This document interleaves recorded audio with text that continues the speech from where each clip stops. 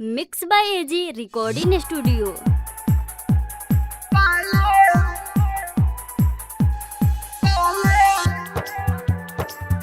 आप सुन रहे हैं एजी एंटरटेनमेंट की धमाकेदार प्रस्तुति।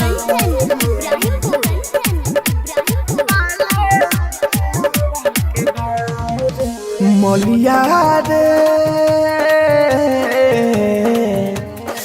आहा मलिया रे काले चल जाई पिया के गाँव रे मलिया रे काले चल जाई पिया के गाँव रे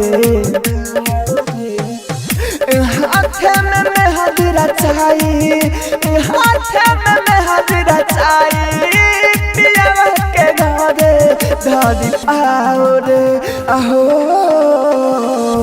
मलिया रे काले चल जाई पिया के गाँव रे मलिया रे। Mix by AG recording studio.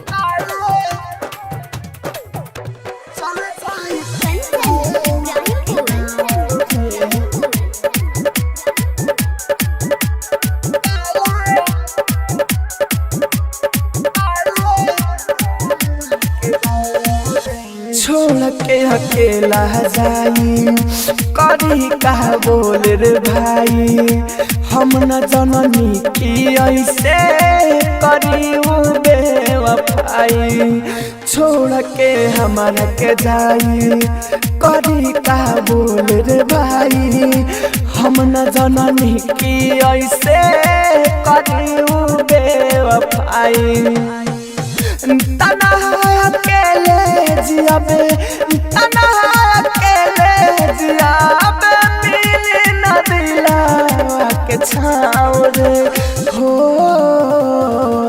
मलिया रे काले चल जाई पिया के गाँव रे मलिया रे काले चल जाई पिया के गाँव रे।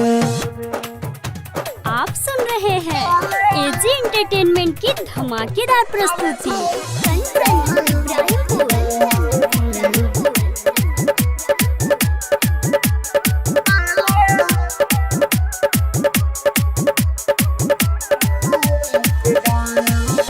गोडू गोला डेनी तू सुना दादा दे राहुल के मुना हम न जी पाई बकवाना हाली से उपाय चुना गोडू गोला डेनी तू सुना दादा दे राहुल के मुना हम न जी पाई बकवाना हाली से उपाय चुना हमारा बिना रही कैसे हमारा बिना रही कैसे